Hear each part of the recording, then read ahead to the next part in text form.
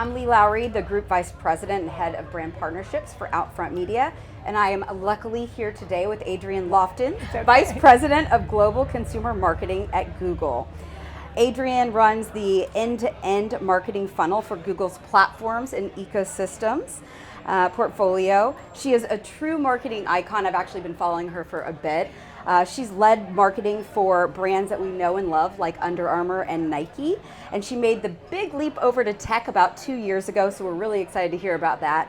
And we're just so lucky to be here with a beautiful backdrop of Cannes behind us. So have you had a good Cannes so far? Yes, I was lucky enough, I was just sharing on the way over, to be a judge for the sport panel. And so this is the first time judging Cannes. I've always tried to come kind of as a marketeer and a consumer and try not to go to the judging side because it's a whole thing in itself. But we just wrapped. We picked our Grand Prix just about an hour or so ago.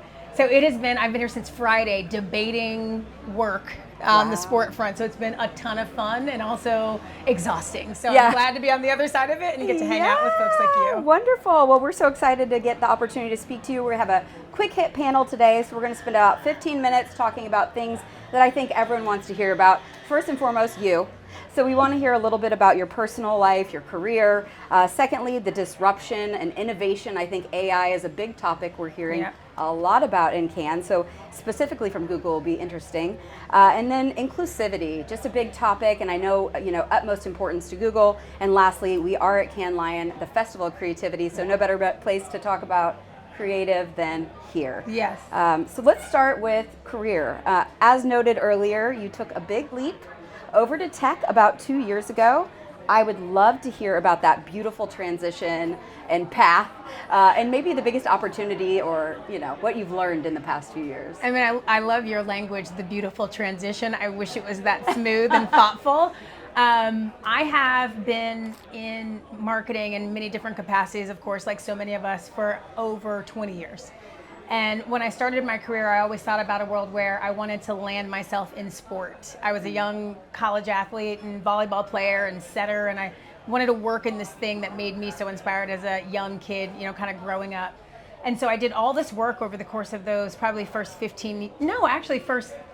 years to get to sport. Got hired by Under Armour and spent 12 years, almost 12 years there building that brand. And at the apex of that brand build, the brand that had raised me in sport, Nike, came knocking. Oh, yeah, and I didn't see that coming because it was actually when I was an undergrad. It was I want to go work for Nike in sport. So I had, I applied a million times. It went to some CV black box. I was like, okay, never meant to be. Under Armour comes knocking. I was like, maybe the theory and the theme was sport. It didn't have to be the swoosh. Yep. And so after all those years building Nike, making it the underdog brand that it was, and really putting it on the mountain, for the many years it stood on top of that mountain, Nike called to run their North America marketing department. And, their North America is kind of the heartbeat of Nike. And so I did take, to your point on the beautiful transition, I took an unexpected turn to what was then the competitor brand, but for me, my brand, my whole life. And I thought I would retire there. And I didn't see tech coming, and some folks may understand this, but I don't know if it was imposter syndrome, but when you don't live inside of a specific industry, you think, I thought, 15 years in, 20 years in, too late to move to this whole new thing. What's the language? What do they think about? I don't know anything about hardware, software. So I counted myself out, and I got to work with Google adjacently, like we all do, spending money on advertising, all my money, but I never thought I'd move to the space of tech. So moving to tech came at the most unexpected time. You and I talked about our friend in common, Nick Drake, who is my leader of platforms and ecosystems, reminded me that actually there's no industry great marketers can't step into at any stage of your career. And I knew that at that point in my life, it was time to learn again, not just teach. And jumping into Google for I can't believe you said it's almost 2 years, sped by. A transition of building a team from scratch, thinking about the consumer at the center, learning a new language and industry has been exhilarating. So it's been maybe not beautiful because it has not been smooth, but it has been absolutely worth it every single bump along the way. And for me, what a beautiful transition in the sense that you went from a place that you thought maybe the place you end your career to this transition to somewhere where you are learning, certainly teaching as well. Yeah. And just such a great company to work for. You really have some big ones under your belt. So got lucky. Yeah. Let's talk a bit about disrupting the status quo. I think we can all say in the 2 years you've been at Google, and really the past 2 years generally, there's been quite a bit of disruption when it comes to tech. AI being at the forefront of that. I think it's the topic of every conversation here in Cannes. I'd love to hear what excites you about AI and how you're continuing to transform products and platforms and user experience with AI. Yeah, I mean, AI, first of all, it is now, we were just talking at one of the chats across the street, you know, in marketing we love buzzwords like modern marketing or the full stack. And then you get into tech over the last, 3, 4, 5 months, AI, Gen AI, ML, you know, that's all anyone can talk about. But the reality is Google's been in the AI business really from the very beginning. Yeah. And so I thought it was quite interesting to see everyone catch up and then stand on this pedestal and talk about the things we've always done. Mm-hmm. And when you think about Google, our only reason for being is to organize information to make the world a more helpful place. And you can't do that without technology behind the scenes creating the magic that everybody knows and loves from Google. Now insert, Gen AI, where the world starts to magnify and amplify. It is allowing, on our side in marketing, us to think and move faster, for us to be more productive. I'm just talking about how we do our work on the marketing front. And actually challenges us to think differently about our inputs. Because at the end of the day, Gen AI is only as good as the information you put in, right? It's not taking over the world to do the work alone. It needs you, the brain, to help it actually be as productive as we need it to be. So our team's learning how to use new techniques and tools. It is like a new frontier. I mean, we talked about this is probably as big as the web once was. This is the next big innovation. And to think about the world that way, where were we when the internet was born? The World Wide Web. The WWW World Wide Web. And now we're at the forefront of the next chapter of innovation. It's a game changer. Yeah. So I've loved it as a marketer with the tools that we get to use, test and try before it goes to the consumer. And then when you look at what's happening with the consumer, whether it's Bard or how we're thinking about integrating Gen AI with the products we all know and love, Search, Chrome, Android, it's limitless opportunity, and our team gets to help shape how that starts to show up for the consumer. And doing it responsibly is the thing that we're thinking about most. And I know you guys are talking about that quite a lot as well. So it's a wonderful time. It's a unique time, and it's one I think we'll look back on and always remember as like that thing that led us to the next chapter. Absolutely, absolutely. Okay, let's go into inclusivity. I think for me, I love just generally the topic of inclusivity across the board. But Google has such a stance on inclusivity when it comes to their products and access for all. So I'd love for you to talk about how you build products with that in mind. Yeah, Google builds everything through the lens of total access, total inclusivity, and we always talk about it through the lens of leveling the playing field. And when you think about our competitors, if I use Apple as an example, we all use Apple products, so there's no shots being thrown whatsoever, but it is built through exclusivity. When you have that device, it's a badge. When you carry Android devices or a Chromebook, it is actually an open system that all can develop on, and we're quite proud of that. The ability to have every price point of a device so everybody can communicate with their loved ones or get the things done that they need is a value set that Google believes in. And so providing access to information and access to education and access to everything that anyone needs to unlock their best self is what we think about when we say leveling the playing field. And so it's actually, when I think about why I chose Google, Nike in my old mind was the pinnacle of access and helping you feel like you can go do anything. It was always through the apex of sport. Oh yeah. Google is next level when you think about the kind of information, the kind of access, the kind of education we're able to provide to kids, adults, teens all around the world. The impact and the scale is something I still have to metabolize in my brain every once in a while.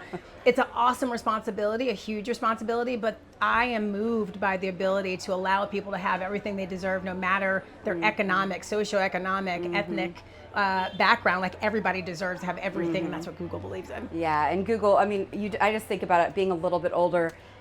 life without Google was just a whole nother world, and how it sped up and really connected communities is just unbelievable. So That's we're all fortunate to have Google in our lives. Yes. Let's talk a little bit about creativity. We are at the Festival of Creativity, and obviously you judged a bit, so we can't wait to see what those final determinations were. But since we're in Cannes, I'd love to hear about some of the fantastic storytelling we all see that Google has. Like, what are you most proud of? What was an aha moment where you felt like you just got it right and maybe created a cultural moment for Google? That's such a good question. I mean, 2 years into Google, I thought it would take longer to start to unlock kind of unique insights to start a new conversation in culture. And they hired me to build this team inside of P&E to think about the consumer differently, to really tap into culture, to really bring long-term value to Google.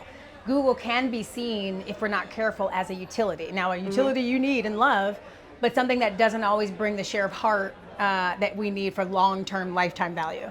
So when we were thinking about what needs to be true to start to build share of heart, there are two areas that we went to first. The first is Android, and Android specifically in the US. So if you think about our market share in the US, there is a real competitor called the iPhone that lives in the world. Now when you leave, like we're in France, you're gonna see more Android devices than Apple devices, and when I get out of the US, out of our little, sort of tunnel of the North America space, you see how big from a market share perspective Android is.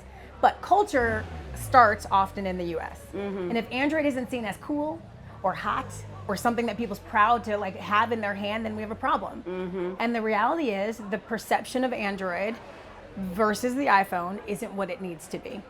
And so you can't drive long-term value, share of love and heart unless people are proud of the device they have in their hand. One of the big sticking points that's created that cultural tension is the iPhone push on messaging. And so it's called too much language, but interoperability. Okay, so if you, I know, I can't believe I'm this person, but if you have an iPhone, which is all of my friends in my family, and I have a Pixel or a Samsung device, and I'm texting with my friends, the iPhone user gets a poor communication, right? You get green bubbles, you get bad imagery, you get pixelated videos, you can't be in the group chat, and everybody starts saying, hey, that's the Android guy, get her out of here. And it's literally a form of bullying. It is bullying. I've never seen anything like it, and I didn't notice it until I came to Android. And at the end of the day, we believe in everyone having the best possible communication that they deserve. Apple believes in breaking communication so that you will only carry an iPhone, right? So we need to expose that problem. It is not the Android user's fault that you have a bad communication. It is Apple not adopting RCS. So we had this whole, but we needed to make that human, right? So we launched a campaign called Get the Message. I remember it. It was so much fun. It was so good. It was so much fun. And it may or may not be coming back. But in that campaign, which is probably as irreverent as Google inside of our world has ever been, we were able to expose the problem being Apple. We were able to poke at the gorilla. We were able to be the David and Goliath situation, the challenger that actually challenged consumers who in every other situation believe in access, equality, Gen Z, anti-bullying all day long. But why is it different here? And so being able to say the thing in a joking, lighthearted, easy, confident way actually moved our education. So of course we measure everything, but the points of education and understanding who is the problem shot up 19 points. 19% of folks learned in 6 weeks who the problem was. Perception of Android shot up. Awareness of needing to adopt RCS with everyday people shot up. And Apple started to talk about why they're not adopting it. Tim Cook said in a press conference, go buy your mom an iPhone. They would have said none of that if we had not pushed on this conversation. And there's so many cross-functional teams inside of Google with Gap and PR and marketing all behind this initiative because we want to offer level playing field of communication. And I don't think that would have happened if we had not pushed on culture and made everybody a little bit nervous to change the conversation. So that's the one I always think about because it's teaching our organization. We're going to have more spicy work coming out of other areas of our organization entirely, but it kind of gave us permission to think differently, not have to be completely serious about how we tell our story and have a little bit of fun. Lack of complacency and the fact that it is this way. That's right. Which I love, and also coming at you, but in a way that is educational also for all. So I love it. We just are so lucky to have spent time with you today. Thank you. Thank you for enjoying this day with us, and I hope the rest of your panels go great and Thank you. You enjoy the rest of Cannes. I will. Thank you. Thank you. All right.